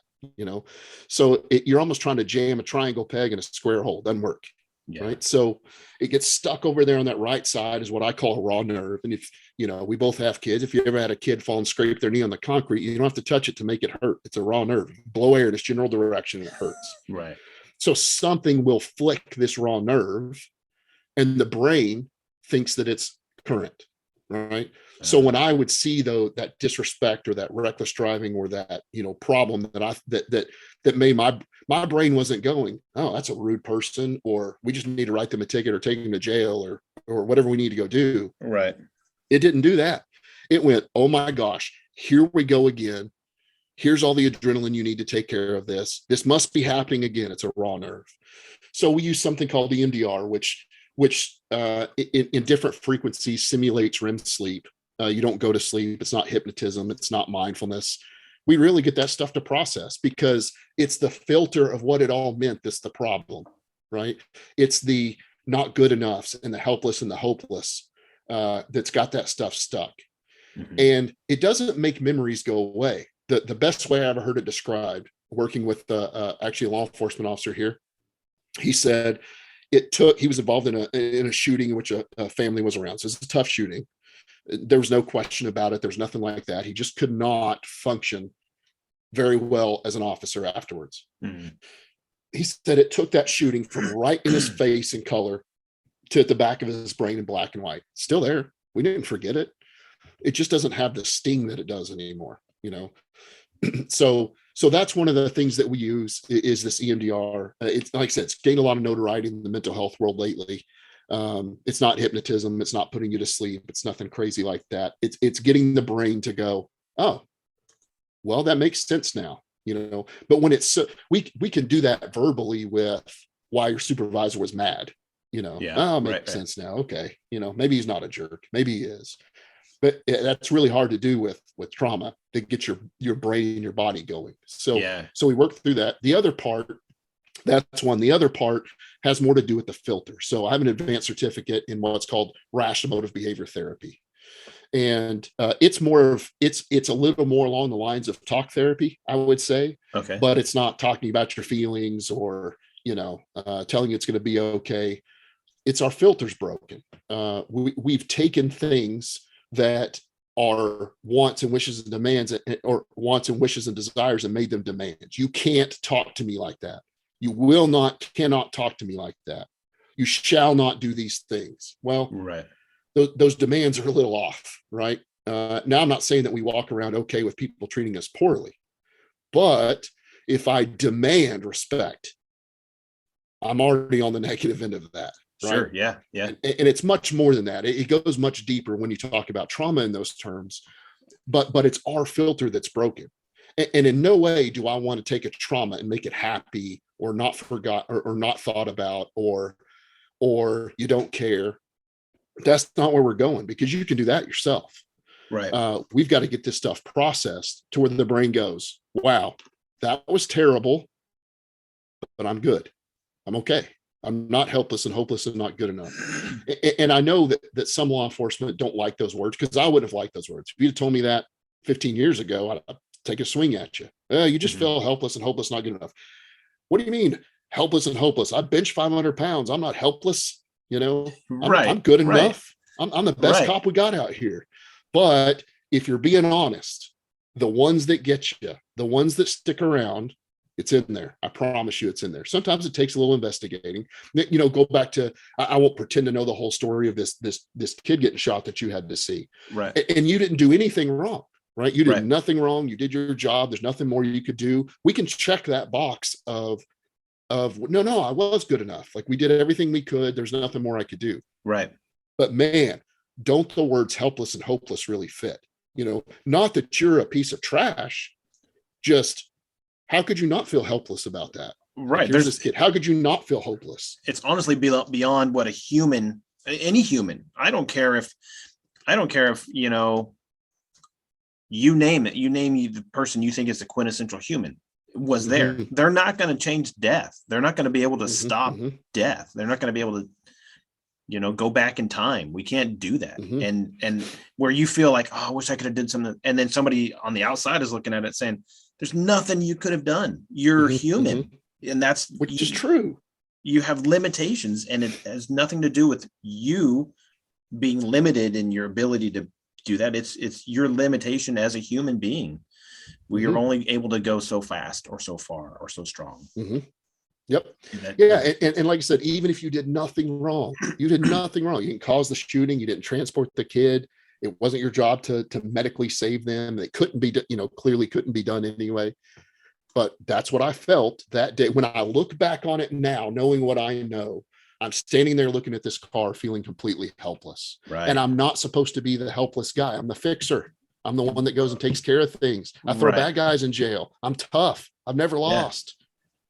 Ooh, I feel helpless now, and that starts to fester. And again, I don't think that you go home and feel like trash just because of it, right? But it's in there. I promise you, it's in there. And it's the same thing I would feel after I would yell at my wife and kids, or after I would get written up again. I'd be angry, my response to that stuff. And then I'd go to my room and think, dude, you've lost it. You're hopeless, man. You're hopeless. You can't even fix yourself. How are you supposed to take care of your family? Right. Everything's falling apart. So, and I have this, one of the talks I go do, I call it the real signs of PTSD, because nobody comes in my office and says, man, I went to a traumatic event. I'm having, effortful avoidance of trying to remember the event, all the technical things that are PTSD or trauma or injury, whatever we want to look at. Nobody comes in and tells me the technicalities of that. And if they've spent too much time on WebMD, right. Try to figure something out. Right. Yeah. WebMD, like if you have a fever and elbow pain, you immediately have elbow cancer, when in reality, you hurt your arm lifting yesterday and you need to take some aspirin, right? So maybe it is, maybe you need to get checked for elbow cancer. I don't know. But if nobody comes in and says that, people can kind of recognize sometimes, maybe when things started to change, maybe the call that still bothers them, maybe they're having nightmares about something, but they don't come in and say that. They come in and tell me, Doc, my marriage is falling apart. I'm angry all the time. I'm drinking more than I should. I'm using substances I shouldn't be. I used to be the go-to guy on the agency, and now I'm a piece of trash. Right. There's somatic symptoms, somatic being the physical response to stress. I have IBS all the time. I have GERD all the time. I can't stop throwing up. I can't ever eat. Now, if that's a diagnosis from a medical doctor who's done testing and found out you have that thing, then okay. But you'd be amazed how many times people come to my office and they have IBS and GERD and they don't 12 weeks later, and not that it wasn't there. It's just further increased by stress. Right. Okay. And that, like I said, and I no longer enjoy my job and I can't ever sleep. And that's what people come in for. Nobody comes in for, I'm helpless, hopeless, and not good enough. And I can't stop thinking about this trauma. Rarely does it happen. Right. I listened to I went to a conference, listened to the speaker named Kent Williams, and he was talking about, and I've talked about him a bunch on the podcast. He's elusive, and I'd love to have him on at some point, but he's elusive. Anybody out there knows him, have him get a hold of me. Anyways, moving on. And he was talking about how he was going through like this triangle, and it was helpless, hopeless, and there was another portion of it. And so he's talking about this triangle that police officers put themselves in, where they feel this. And just as you're saying, well, he was doing it, and there was a psychologist, some master psychologist in his listening to his speech, and he said we went up and talked to him afterwards, and he said, you laid out this thing that of the triangle where everybody's a police officer feels helpless, they feel hopeless, and they feel, what would be the third one that you would think that would be the most prevalent of police officers? If the not good enough is the one that kind of sticks out as when I do it. And helpless, hopeless, and not good enough. And that could be his the third one is something similar to that. And so the doctor, the psychologist says, if you break that open and you add a fourth one to it, and it was like, I don't remember what the fourth one was, but it was to the point where it was so detrimental. He said that's what actually causes people to commit suicide. He goes, and if you start thinking of yourself as helpless, okay, that's not so bad, because you can help you we can start working on getting some help. You start feeling hopeless, something come in. When you start getting all of these put together, eventually that final one is going to kind of make the touch, and that's where suicide starts coming in. And he said, wow, I didn't even realize that. I was just going off of my own history in police work, where I would talk about, I felt hopeless at one point, or I felt helpless at one another, or I felt just not good enough. But I'd work through those different things. When you start getting all those things together, that's where, if those are real things and they're really prevalent and you're not dealing with them, suicide absolutely does creep in, or whatever kind of implosion that you want to start thinking about, whether it is suicide or it's, just throwing your badge at your boss, or, whatever the case. I've always said that suicide comes from hopelessness, because take that word apart, no hope. I have no hope. It's over, right? We're not, and a lot of people, people will ask all the time a couple of things. One is, how do I know when somebody's really being suicidal, right? How do I know what to watch for? Yeah.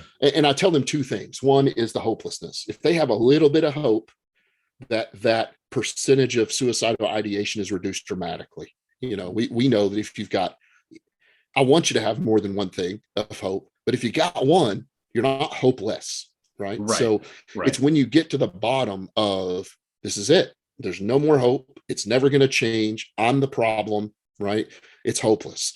The other thing that I think comes from suicide, and I think this is much more prevalent in the kind of policing and military public safety world, is I'm trained to take out the threat.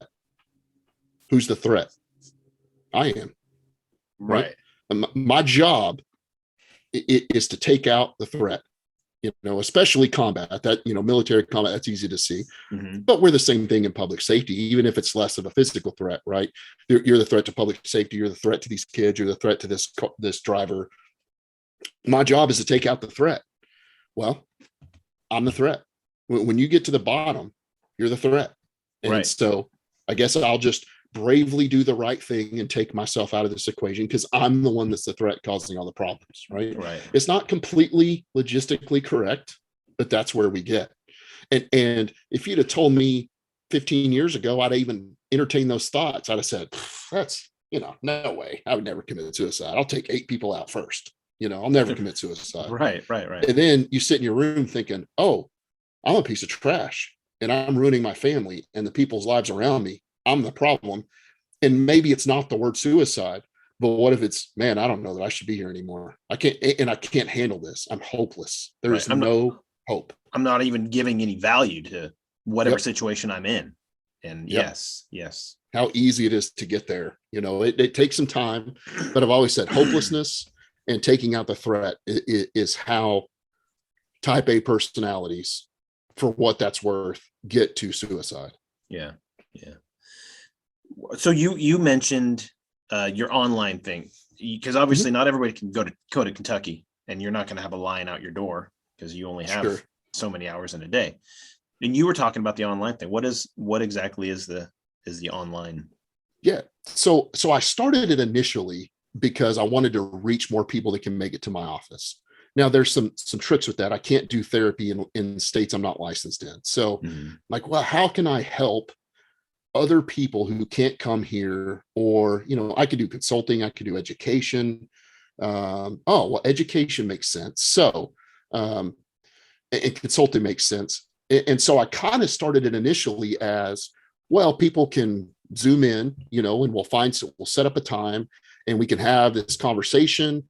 We'll make it more educational than therapy. I know other psychologists that do that, and we'll kind of show you how to fix it. Right. How does that look different than therapy? I don't know, but it's education. So, so it's all logistics, right? So I did that. Well, I started advertising that, and thankfully and difficultly, my phone started ringing a lot. I started getting emails, which is great because that means it worked, and I get to help more people. But a couple things happen. One, like you said, there's only 24 hours a day, and I work 28 of them. So, like most cops do, right? So I'm limited by the time that I can spend with people. But as I got further into my career, I figured out that it was more than just this conversation that we need to have. It's more than just the hour of, well, here's what's wrong. Here's what you do. Go fix that. We'll see you next week. I was tired of the, well, see you next week model. Right. So what I started to figure out in mass over these years was, what you need is, these conversations sometimes, not everybody does. You need daily accountability. You need daily lessons on how to fix this. The things that we've talked about, cut down into understandable pieces a day at a time, so that your brain can go, oh shit, that makes sense. Now I get it. Now I know what to do. So I created an app and created a program, and there's different tiers because I know some people need one-on-one. We've got to talk. And some people don't. Some people need some really good guidance and daily accountability. Because if you think about it too, there's a dozen things in our life that we should be doing and we know we're not, and maybe one of those things, not going to the gym, isn't killing us, Right. But there's a dozen things I know I should be doing, and I kind of need to be held accountable to do those things. And I have a list of those things that I think people should do in differing ways. So it's daily accountability, it's daily education, it's group Q&A sessions, so it's not group therapy, but there's a group Q&A twice a week. We just go in there and somebody says, what do you think about this? And they kind of pick my brain. And what I find is, again, it's not group therapy. It's talking about some of these issues, me being able to give a concise answer to it. And one person will ask, but 30 people in the room, you'll see them go, that's it. That's what it was, and the top tier of that, which granted is a little more money because I have to be able to divide my time a little bit. I'm not in it for the money, but I have to be smart about it. The top tier does have one-on-ones, weekly, or people can do bi-weekly or whatever it needs to be. But when I realized that you need all of that, you need daily accountability, you need daily lessons, you need those question and answer sessions, which are like this. You need, some people need the individual, some people don't. It let me figure out that I could serve so many more people at a time, that better than just one-on-one at a time. So I created what's called the Angry Viking mindset. Again, my trademark is the Angry Viking Therapist. So, it was a good fit. It's a good name. But people can go onto that from wherever in the world. I have people from Germany, Poland, the US, Canada that are on it. And nice. You get all those things at once from a private app, because I'm big on privacy. Sure. And it's not just cops. it does tend to attract a little more type A people, just because of they see my videos or they see a lesson or they see the YouTube channel or what it may be. And these are folks that are like, yep, this is the guy I want to talk to, which is what I felt, when I found that person. So when I found out about the brain so it's the Angry Viking mindset method.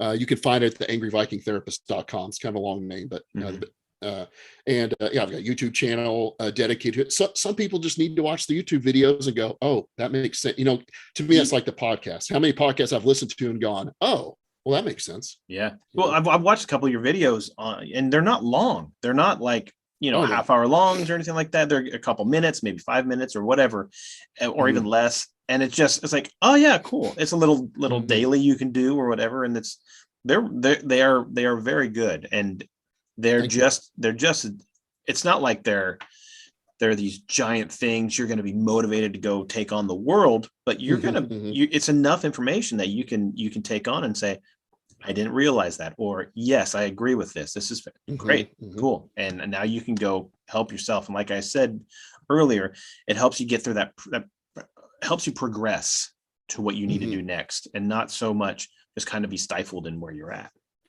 And that's what it is. We've talked about these really like hardcore things like PTSD and EMDR and, but that's not always what people need. Some people are just in a crappy spot, and maybe it did start with an event or a series of events, but 90% of the people that I treat, especially on there, is they've just found that they got to get rid of the shitty patterns that have got them where they are. And it takes a change of philosophy to do that. It takes an entire change of philosophy to be able to see the world differently, not happy-go-lucky, not fake happy, none of that stuff. I don't preach that.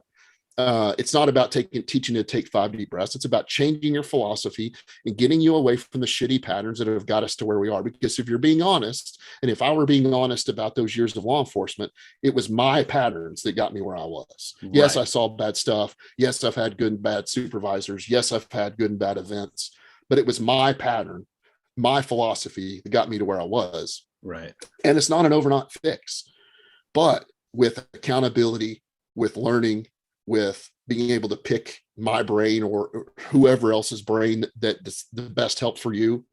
And kind of like today, people going like, well, shoot, that actually makes sense now. I think I'm getting a grasp on this thing. That's what it was for me. I didn't make up all this brain science. I kind of amassed it into one talk. But I went to a conference at NYU, and there was this pediatric psychologist specialist that deal with trauma, and he's kind of talking about this limbic system. And I'm sitting there in the audience, and I'm thinking like, man, he's talking about a lot of my clients. Like, this is almost like he knows them. And then I realized that dude was talking about me. That was me. He was talking about, the anger and the overreaction and the, it never looks the same. There's definitely a lot of same symptoms I could write down for people that come in. Right. But some people, we're kind of taught, again, we're doing a better job of telling people about trauma, especially when it comes to public safety or trauma or law enforcement or military. But we also kind of tell you like, oh yeah, you go to the call and you have nightmares about it for months. I've never had nightmares about it. That wasn't my problem. Some people do, some people don't. We'll fix that too. That's a fixable problem. I already told you, it's just the brain doing brain stuff. We can fix that. So, but I didn't have nightmares, and I put on my uniform for 7 more years. I was a disaster, but I did it. Right. It's not causing inward trauma like what a nightmare would be. It's that outward. It's that destructive path you're leaving behind you. Absolutely. And I think we don't think about that sometimes. There's just a lot of parts to that, and we can go all day and say, hey, that reminds me of this, or this is that. I remember telling a friend of mine, actually I had him on the show a while back, and I was just saying, sometimes you got to change your lens. You got to just change the way you look at something. And like you said, it's the way you're dealing with it. You got to stop. And the reason I said it for him that way, because he's a photographer, and he's like, oh yeah, I hadn't thought about it like that. You're going to get a different view. You're going to see things different when you change the way, whatever lens you're going to use, or however you're looking at it. Change your angle from a different point of view, or whatever the case. And for me, it was, and a lot of the people that I work with every day, Cognitive behavior therapy it's a good therapy. It's not one that I utilize. I went to the Beck Institute, was who created that. I wanted to go to the source, and it was about changing kind of that dark lens to a better lens. And what you're saying is correct. But they were saying like, well, change your dark sunglasses to rose-colored sunglasses. Man, I don't think the world's rosy. I don't. I'm sorry. I've seen some stuff, right? Right. I just want to see it clear. I just want to see reality. And I know there's bad people and bad things, and I've messed up and they've messed up. But if I do see it through that dark lens all the time, that's depression, that's anxiety, that's guilt, that's anger. That's what was destroying my family. It wasn't the call. The call definitely kicked it into high gear. Right. But it wasn't the call. But that's what we keep telling people it is. So I kind of got away from that therapy theory, which just is a good therapy theory, just didn't serve me very well. And the people I was talking to, and that's how I found rational motive behavior therapy. And the cops will like this. They like this story that is created by a guy named Dr. Albert Ellis, who lived in New York his whole life, really revolutionized mental health. And I was watching a video, and he said that the interviewer said, Dr. Ellis, some psychologists love you and some hate you. Why is that? And he said, I'll abbreviate because he said the full words. He said, some psychologists love me because my effing shit works. And some psychologists hate me because I say things like F and shit all the time. And I'm like, this is my guy. Like, this is the guy I want to learn from. And it's not that he was mean. He was just direct. I don't want to go to a therapist that says it'll be okay. It will be okay. But I don't want you to pat me on the back. I want some systematic things of how to change this. And that's where the online program came from, is when I put all those together, is I need steps here. I know that to become a better shooter, I need to practice and front sight, watch my sights and trigger squeeze and learn how to hold the weapon and learn how to reload and learn how to deal with if it jams. And I need steps here. And the next thing you know, I'm a good shooter, right? That's how our brain works. So to me, it wasn't about, it's going to be okay. It is going to be okay. I've seen it a million times become okay. Yeah. But I need some steps here. It's like, and you may not have exactly all the answers, but I think of it like one of my favorite things on that unit that I was in, that plainclothes unit, was we always help narcotics with their search warrants, and we'd be sitting there, and it was like TV. They got the house drawn on the layout. We're going to go in this way, and you're going to go this way, and I'm going to go this way. And then as you're hitting that door, you're kind of realizing like, there's so many things that could go wrong here. Yeah. But I need the systematic plan to get me there. Right. I think of it up, another option, I guess another way to look at it is the fighter who's getting ready to go to a fight or whatever. You're going to be champion. You're going to be the winner. You're going to do all this other stuff. Okay, cool. But if you haven't done any work, you haven't trained, you haven't hit a bag, you haven't sparred anybody, you haven't been doing your, exercises and whatnot to prepare yourself, you're not going to last one round. You're going to get in there and they're going to jack you. But you said I was going to be the champ. Well, yes, you're going to be the champ if you put the work in. You've got to go do the road work. You got to run. You got to do all this different stuff. It's and that's the cool thing about the online program, is it even lets me serve people. My office is pretty traditional, right? It's one-on-one, it's an hour at a time, which is great. But that online program is here's the steps. It's taken me years to figure these out. Here's the steps. Implement them in your life and look who you are 30 days later. I promise you've changed. Maybe not everything's great. Maybe you're not the happy-go-lucky guy. I promise you that it'll change, because you have to put the steps in place to go be the champ. Right. And nobody, literally, when you put your information into that website, you'll be texting with me, we can't spend weeks texting back and forth, we need to get you started, but I got to get you started on this program of, if it was fighting, sparring and jujitsu and leg work and kicking and cardio and and that makes sense to everybody. Yep. If I'm going to go be a top level fighter, I got to go do those things. But when I was trying to figure out how to help myself mentally, I was like, I don't know, I guess I'll read a book about it or something, or go see somebody, there's steps, there's steps to getting better. And look how much better you are in 30 days. Look, you've changed your life. And because the reason I said the texting thing is, I want to know, I don't necessarily need to know the details of the most horrible thing that's happened to you. If you need to tell me that, I'm all ears. Right. But What I need is what's going on in your life. What do you have to change right now? It's the first question you get from me is what has to change? Not where are you or who are you? What Right. has to change? Man, I'm angry at my wife all the time. My kids are scared at me. I'm drinking all the time.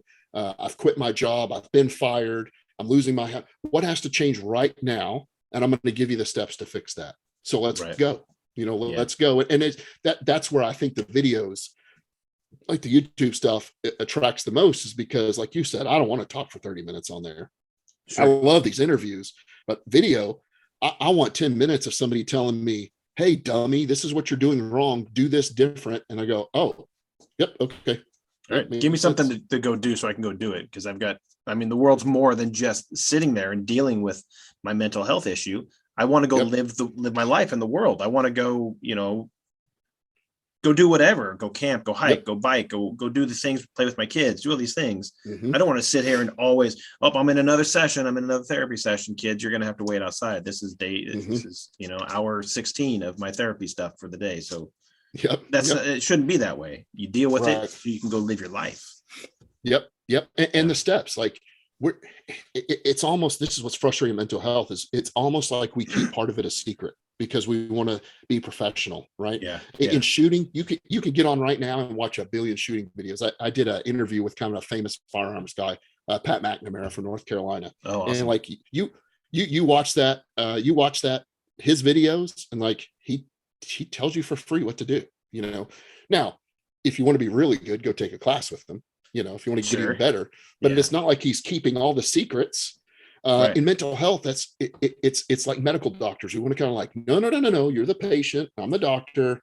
Like, let me tell you what to do. I'll figure it out. I've got the knowledge and the experience. No, I want to hand it to you. Yes. I want you, maybe not all at once, maybe it's a daily thing like the online program, but I want you to go. I want you to be able to get up, flip through that, put your daily accountability in, and go, oh crap, that makes sense. Yep, that made sense. Now you're gonna go do that. Yeah.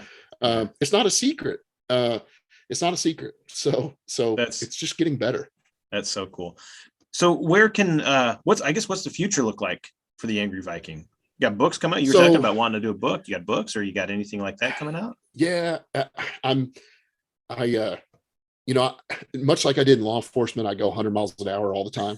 So I don't know when I'm going to write a book. I still have some dreams about it. I want to get this stuff on paper, so people can, because to me, it's not about telling the story so much as it is.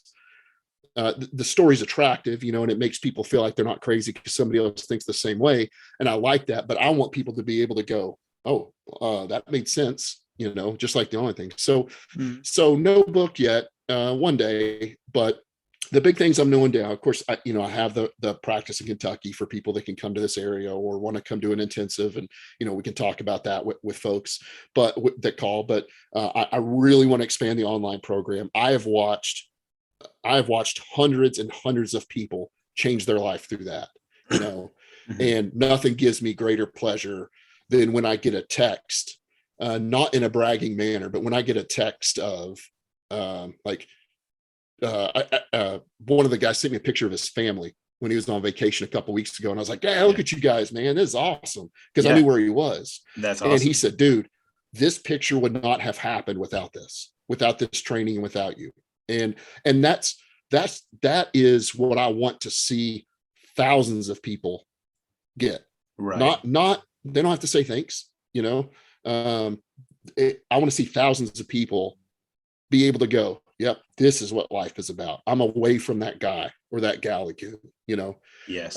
So the online program is a big focus of mine right now. The social media stuff to kind of push it.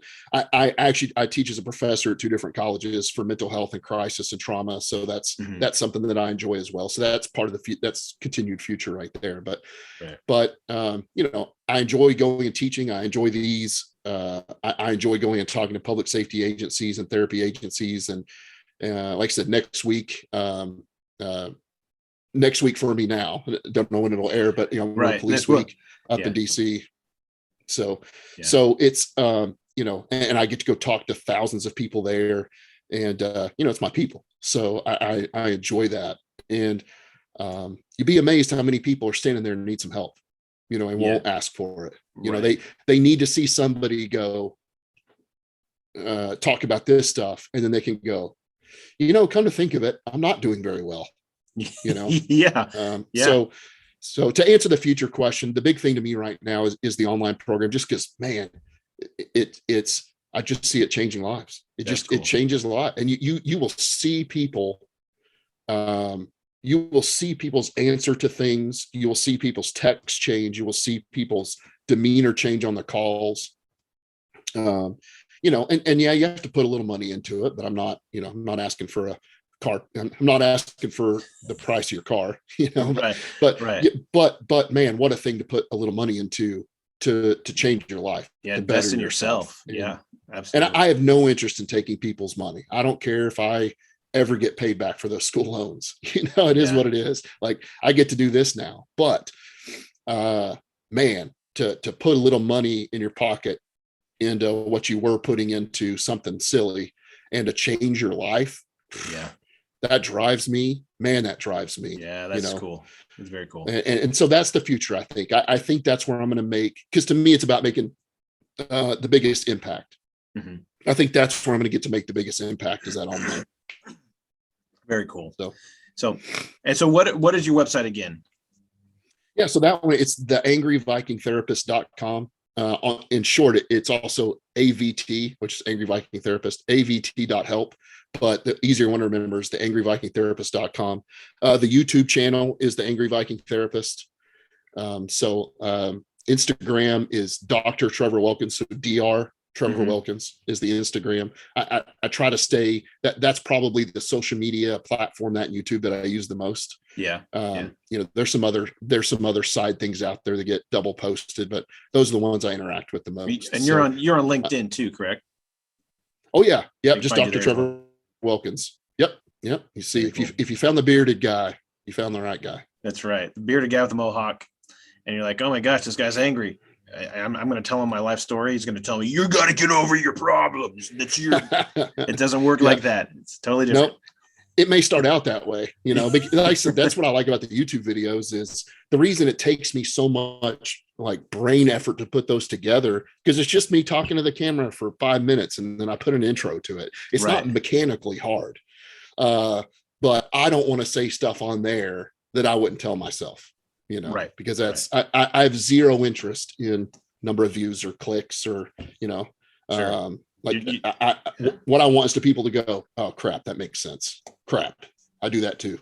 Yeah, and then down the line, like, oh, I listened to this one guy one time. It's angry guy with a beard. I don't remember. Anyways, he was saying that blah blah blah. Yeah. Oh, really? Oh, let me look it up. And so then all of a sudden, now people are trying to get the same information. And they're saying, yeah. When I teach at local agencies around here, guys are 0 years to 30 years of service, and I'll hand out my card.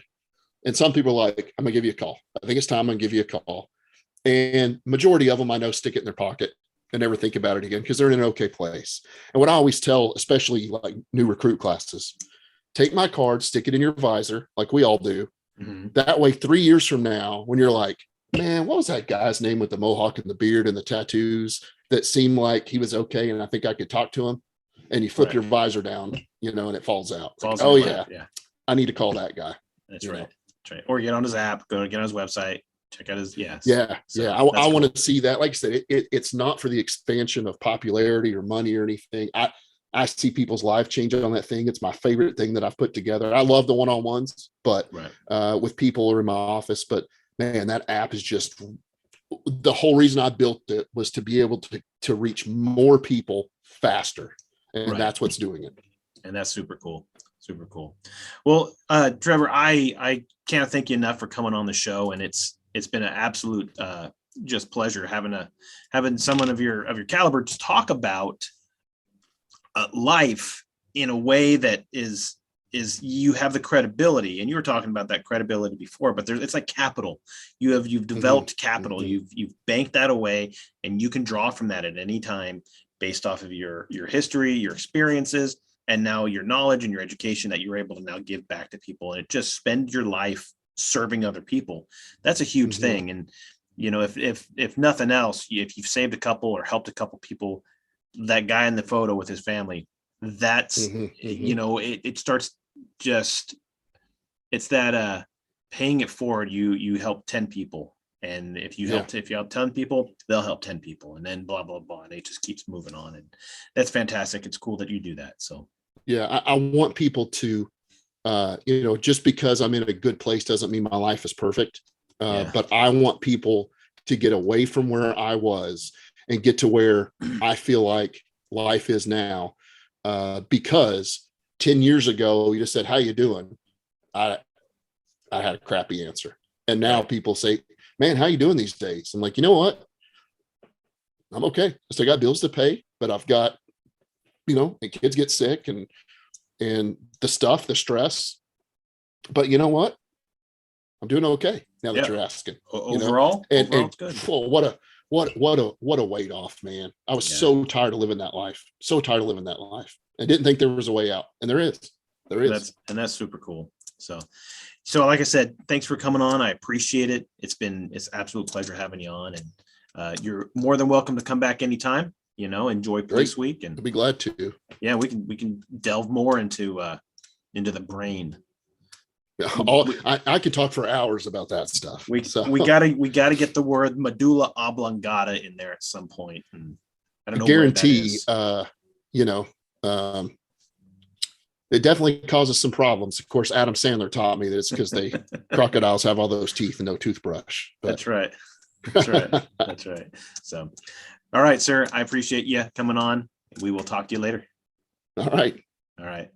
And Trevor Wilkins Dr. Trevor Wilkins has left the building, so to speak. And, the stuff that he talked about was so, I don't know if you can't see my face, obviously, but I was so interested in the things he was talking about, how the brain worked, how to work the brain, how to work yourself so you can get out of those traps that you put yourself in. And I don't think it's just law enforcement specific or just first responder specific. I think it's human specific. And I think we all go through stuff. We all have baggage that we deal with. And I'll tell you, as a police officer, I talk to people. I talk to kids. Well, I've got PTSD. Some people, you kind of have to take them at face value. I don't know if you understand what PTSD is, but other people, they are in fact dealing with PTSD. They honestly have serious issues they've gone through. I guess the other side is it all depends on how resilient one person is compared to another. Maybe they are going through PTSD, and it's their version. It's their version of PTSD because they're incapable of going at a higher level or whatever the case may be. So, not being a doctor, that's just my take on it. Nevertheless, I think Dr. Wilkins would be just the service that he's providing, the things that he's doing for other people is absolutely priceless, and you can't get enough of that if that's what you need. So look him up, go to his website, watch his YouTube videos, do what you need to do. It's fantastic. If you ever get a chance to say, oh, hey, he's going to be a guest speaker at whatever conference or whatever, go to those. Absolutely. And ask him some questions. So, but if you are interested in more podcast episodes, you can get a hold of us. You can find more of us at Facebook. We're on there, obviously. Twitter, Instagram. I'm on LinkedIn. You can find all of our episodes and links to podcast platforms at thewhat'saheropodcast.buzzsprout.com. And like I said, it has links to all these podcast platforms that you might want to listen to. You can go to those. You can subscribe. You can download episodes. You can share what your thoughts are on the episodes. Give a little comment. It helps. It's cool. It helps deal with whatever the algorithm does to let other people know, hey, this is a thing. You should check this podcast out. And we can get more listeners. We can kind of have our own little world of the What's a Hero podcast. You can see everybody else. You can get in on the conversation, ask questions. We can share that with everybody. And I can get the majority of these guests to come back on and we can talk about, we can answer these questions. So So if that's what it is, do it. Download the episodes. You can get them downloaded instead of just listening to them on the website, which you can do, absolutely. However, if you go and download it, you can now hold on to that, get on your airplane, because you're going to go on a business trip, or you can work out with it. You just have it playing in the background. I actually had a guy who said he was down in Las Vegas and he was staying at Fremont Street, and they had some concert going down on Fremont Street, and he said he just couldn't sleep. Puts in the What's a Hero podcast, and he listened to that. Said he had a hard time falling asleep because he got too interested in the conversation, which is kind of cool, but then he ultimately got to sleep. It was a better sleep than listening to whatever concert was going down on Fremont Street.